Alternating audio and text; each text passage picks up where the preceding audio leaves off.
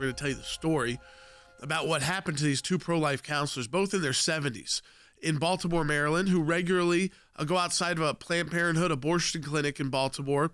And again, they're sidewalk counselors. They're not protesters. These are people who pass out a pamphlet for a woman who's walking in, likely to have an abortion. They usually say, I hope you'll take the time to read this pamphlet before you make this decision, this major decision. And that's it. You know, they're very quiet. They're very calm. But still, the abortion activists can't stand them. They're constantly trying to ban them from getting close to Planned Parenthood. The clinic, they call them escorts, are always pushing them out of the way. But in this case, they took it to a whole new level of violence. The pro-abortion activist, in this case, you would say pro-abortion almost terrorist, who decided to brutally beat both of our clients here, both who are in their 70s. I mean, we have images of this we're going to start showing you on the broadcast. It's brutal imagery. Yeah, fair warning. It is graphically violent. Yeah, if you look at these images now, we'll put them up on the screen. That is Mark Crosby. Yes. Mark was the second one to arrive on the scene. The attacker came after him, beat him in the face with punches, and then started to kick him in the face when he was on the ground. So you see how brutally he was attacked.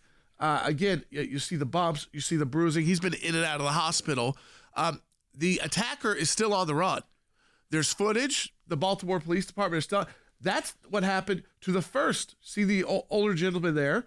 That's our client as well. And the blood on the street. He was thrown into that pot. That giant pot. Giant planter. For those who are just listening, a giant planter that you would see outside of facility that's heavy enough to not get blown over by the wind, kind of thing. But was knocked over. So that person gets thrown into that.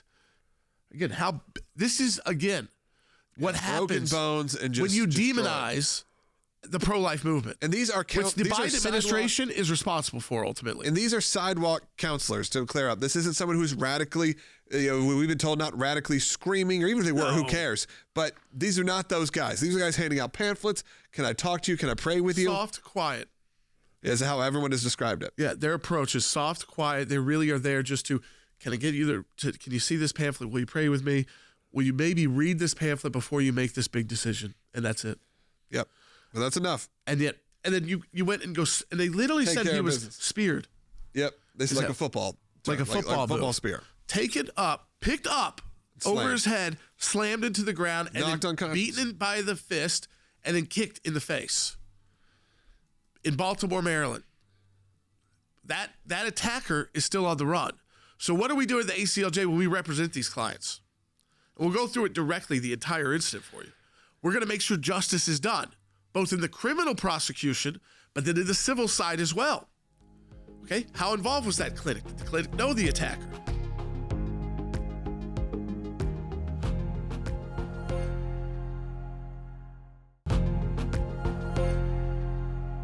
All right, and welcome back to Sekulow. So I just want to make it clear here. You might have seen the news. Let's put it up on the screen for people. There's a brutal attack outside of a Planned Parenthood abortion clinic in Baltimore. That's one of our clients. So the ACLJ is representing both of the pro-life sidewalk counselors who were brutally attacked. We represent them. They are ACLJ clients now.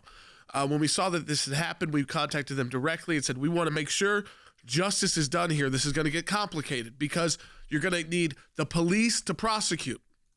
Okay? The attacker, as of right now, is still on the run.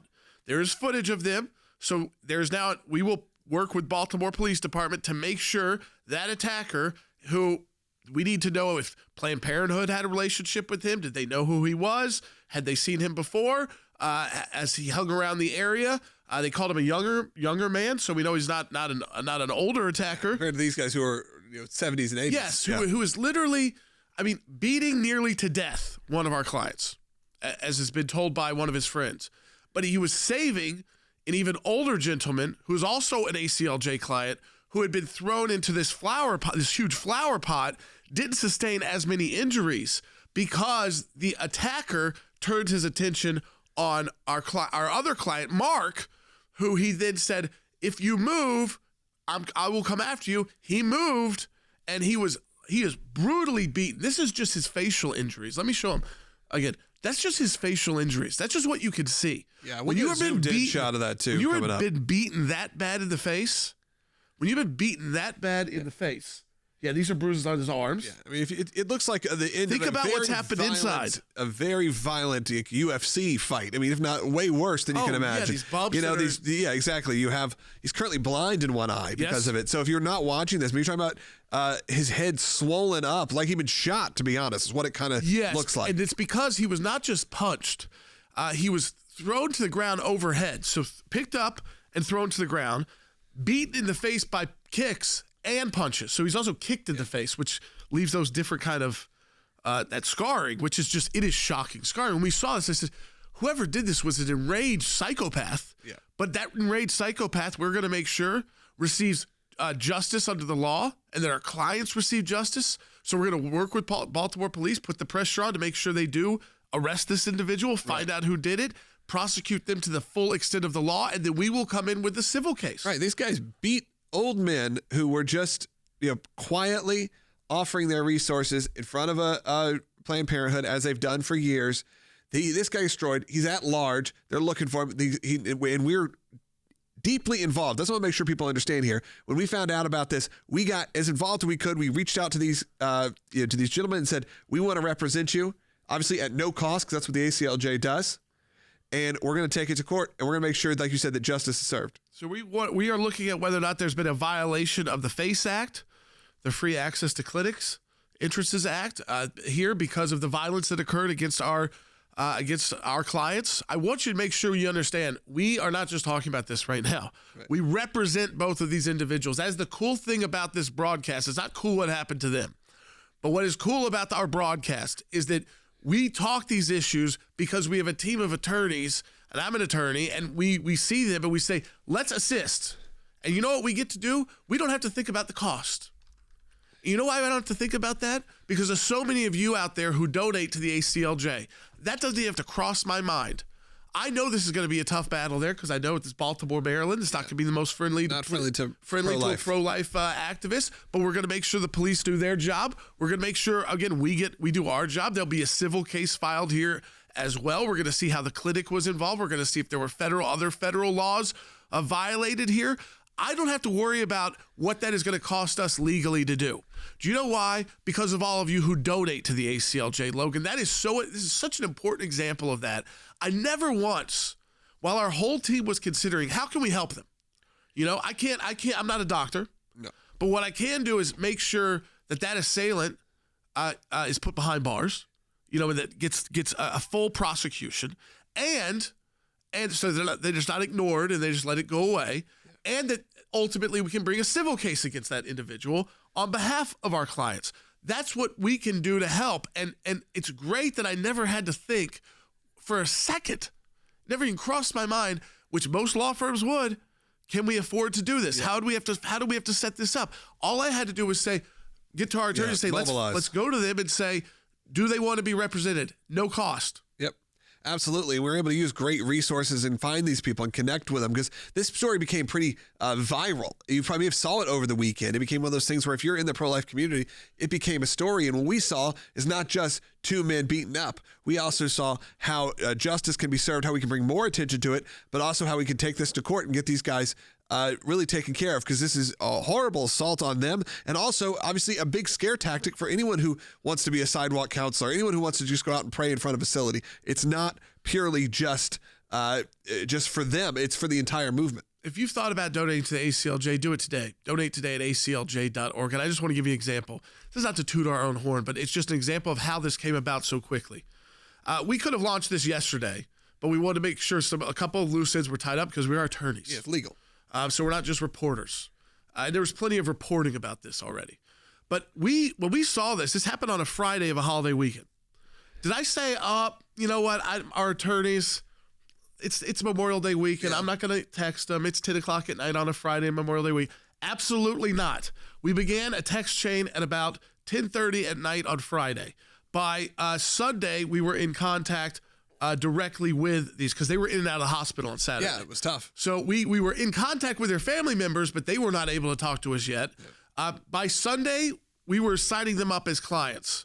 We were working with them through the holiday on Monday while they were still going to doctor's appointments, as we were working with them to make sure they would have legal representation. It's very important when the police are involved in a situation like this. There's another reason to contact us at aclj.org/help, because if you are involved in a violent event, and there's also a civil component to that, of course, but someone attacked you because you are doing something that was legally protected, like praying on the sidewalk counseling, you need to be legally represented, because there's going to be police involved, there's going to be investigations involved, there's going to be questioning involved by the police. They're going to want to know what the stories. You want to make sure you are telling them all the information they need to know.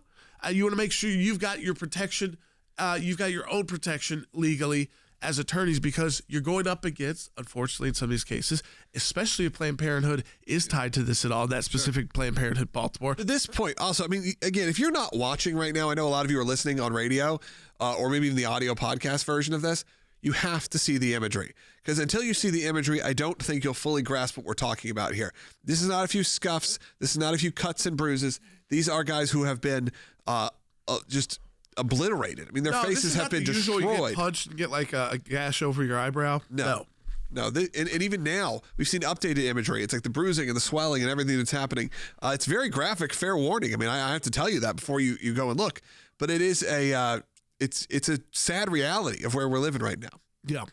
In the next segment, I'm going to walk you through it, kind of like minute by minute, what happened here, just in case you haven't been able to read the story yet.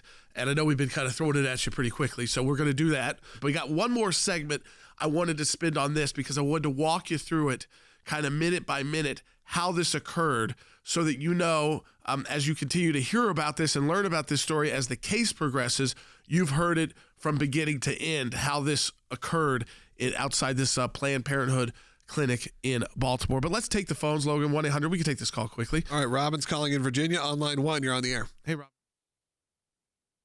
Yes. Hi. I just I had to call in. I've listened to you all for many years, so I hope you can hear me okay. Yes, go ahead, please. We're running close on time. Got it. So my point was just this: before anyone would disregard my comment right now, my demographic is somebody who is a believer, but I went to UC Berkeley.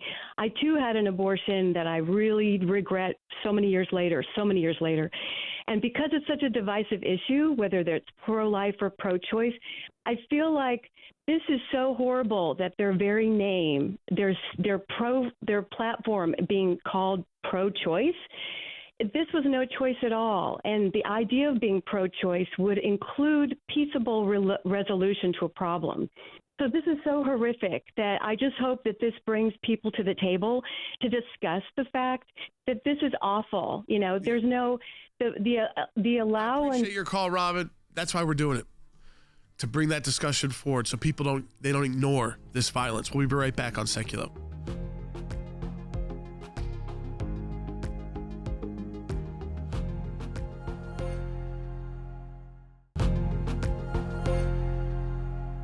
All right, welcome back to Sekulow. I hope you will support the work of the ACLJ financially, especially if you care about these issues like life. And for those individuals who take the brave stance to go out in front of the abortion clinics and counsel those women in a very calm, quiet, friendly way. They are usually offering prayer and maybe a pamphlet that they ask them to read. Sometimes they remind them that there's a place to go next door, like a pro-life pregnancy center, which there is here. Who can provide them with some more information before they make this major decision that could cause them, to rethink things before. And they're always in, this is, again, it's a big decision to make. They make abortion like it's no big deal. If it was no big deal, there wouldn't be all of this surrounding it. It's a big deal because women, as we hear from the last caller, they never forget. Yeah. It's something that even though they know they're forgiven by God, there's grace by Christ and all of these things, it's an action they never forget that occurred in their life. Sure. And it kind of haunts them forever. And that is what a lot of these activists are trying to say is that, hey, you don't have to do this. There's a place that will help you along the way, even if you can't keep the child, but you don't have to terminate the life. And in this situation, I just want to get through the timeline. So Dick Schaefer, our client, he's 75 years old. He goes to Planned Parenthood in Baltimore 5 days a week, and every week of the year. He's there from about 9 to 11 a.m., so a couple hours a week. On Friday, he was in front of the Planned Parenthood as usual when a man approached him and started talking with him. That's ultimately the person who was the attacker. The man said that God gave us all free will and that God is merciful and that the decision to get an abortion is hard enough without people like Dick Schaefer standing out front to make them feel bad. After a bit of back and forth conversation that was still cordial, Dick says it felt like it was pretty shallow. He decided it was going nowhere and that it was kind of being like used so he couldn't talk to the women who were going in to get an abortion, that he wanted to turn his attention to other people who were walking by. So he turned around and bent over to grab some pamphlets out of a box that he had with him. As he was bent over, he was struck so hard he thought he'd been hit by a truck. So he thought it actually like a vehicle had ended up on the sidewalk. He didn't know at the time, but he was knocked into a concrete planter and knocked unconscious. He woke up covered in dirt and started looking around for Mark, our other client, worried that he had been hurt too. That's when he realized that he was missing time because 2 ambulances and police cars were in front of Planned Parenthood because he had been knocked unconscious. So Dick sustained minor injuries, cuts on his hands and bruises on his body. But then Mark, who goes to Planned Parenthood on occasion, happened to go down there on Friday and was there the same time, and he saw what happened to Dick, and he saw who was talking to Dick. And the guy walked by Mark while he was standing in the street and said, quote, "You stay there." Then he went over to where Dick was standing. He did what Mark described as a football stance, rushed into Dick, kind of lifting him up and slamming him to the ground. Mark went over to intervene. The guy turned on him, and you've seen what's happened to Mark's face, struck him in the face after knocking him to the ground and then kicking him in the head. Mark sustained severe injuries to his head, is currently blind in one eye, and has 2 fractured fingers and injuries to his leg. That is the imagery you're seeing if you're watching the broadcast right now. Mark, very brave there, tried to assist his fellow sidewalk counselor, Dick, who still did not have to suffer, thankfully, as many injuries, but was knocked unconscious long enough not to know that his buddy had already been beaten, and that police had already. I mean, that's a long time to be unconscious. Gap. Yeah, that's a long gap. So while we say there's not the scarring, the internal injuries that could be there. That's concussion type situation. I mean, maybe not specifically, but that's what it feels like. If you're knocked out hard enough to not hear police sirens and ambulances, and they're putting your friends up in there, and the guys run off, and there's, again, this is the timeline that we're working with the ACLJ. We represent both of those individuals. And I am just encouraging you, Logan. I think it's just a great example of we were working all weekend to make sure they were going to get the right legal assistance, that it wouldn't cost them anything, and it was going to be the best legal assistance they could get in the United States. Yep. And they're going to get it from the American Center for Law and Justice. I will tell you, they were excited, even in the midst of going through all of that, that they didn't have to contact us. We actually went directly to them because we knew they were dealing with a lot. Yeah. And we took it, we said, take your time. We just want you to know we're there for you when you're ready. And you need legal representation because there's going to be police, that you're dealing with Planned Parenthood. And by the way, you've got a legal challenge that you can make here. People don't just get to beat you up and you don't get to file charges against them. Yeah. And lawsuits against them. I think so. And that's what makes this, people who listen to this show or watch this show, they think of it as just another outlet for media. And I think this is where you have to get your head wrapped around really what we're doing here, which think of this as a, somewhat we're telling you about the work we're doing. Somewhat this is a commercial, if you will. I mean, if you want to look at it that way, because we have to tell you what we're doing. This is not just about showing you the problems. It's actually not even suggesting a solution. We are providing the solution. We are going to court. We are representing these clients. We're working all weekend to find them. Thanks to our friends at Life News, this became a viral moment where all of a sudden you start seeing it going around.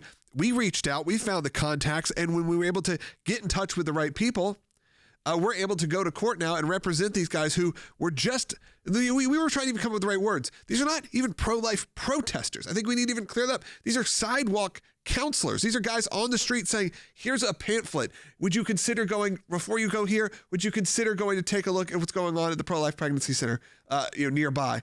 That is all this was, and it ended in a brutal assault. And the problem is like you said, this administration, and really when Dobbs was overturned, when Roe ended up being overturned, this kind of conversation of being aggressive and violent towards pro-lifers once again reignited. and you saw Jane's Revenge. You saw the spray painting of facilities with horribly violent things attacking pro-lifers. I think there was a specific term that says, if abortion isn't safe, neither are you. Those are the things that were spray painted on pro-life pregnancy centers. Too, I think there's only been a couple of arrests, fairly minor. It got so bad that the FBI said, "Oh, we'll put up, if you've got information, a tip line." Because you know what I think it is? They didn't want to do the work. Why wasn't the FBI? The FBI should be involved in this one. Yeah. I mean, because you got clearly an abortion clinic. You got as we talked about, the FACE Act, which is a federal law. Premeditative act. Clearly, I mean, this is someone this was not a fight that turned into this just brutal assault. This started as an assault. Right. It wasn't a confrontation. It wasn't an escalating conversation. Right. It was a conversation that was fairly calm, as reported. And then out of nowhere, this person decides, you know what? You're trying to now stop talking to me, so you're going to start doing your job again as a sidewalk counselor. I'm really trying to prevent you from doing that. Yeah. But the rage on the left, like to say, you know what? Like, this is okay behavior. Yeah, it's really disturbing. I want to see their condemnation. Like, where's Planned Parenthood saying, we strongly disagree with those sidewalk counselors, but they do not deserve to be beaten to death. Yeah, I would love to hear from them. Outside of our clinic. I would love to hear from them. Planned Parenthood of Baltimore, if you're around, make a statement. I would say, you know what? If some pro-life nut you would start totally to attack one of their volunteers, I would immediately say this is wrong. Right. But that's not how it works. Absolutely wrong in the United States of America, and it's unacceptable. Violence always is unacceptable unless you're defending yourself. And in this case, these individuals never got that chance. They were sucker punched, thrown to the ground, and no one came to their defense. All those Planned Parenthood staff that were right there. I'm looking to see if there's anything. Yeah, I'll read you the statement. This is from Planned Parenthood. It says, this past Friday was an unfortunate incident on the sidewalk outside of our Baltimore Healthcare Center between a pedestrian and anti-choice protesters. We at Planned Parenthood of Maryland condemn all violence. Sounds good so far.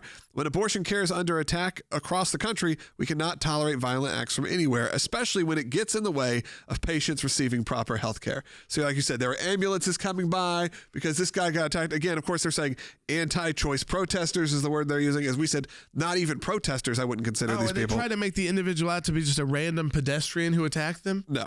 He was not.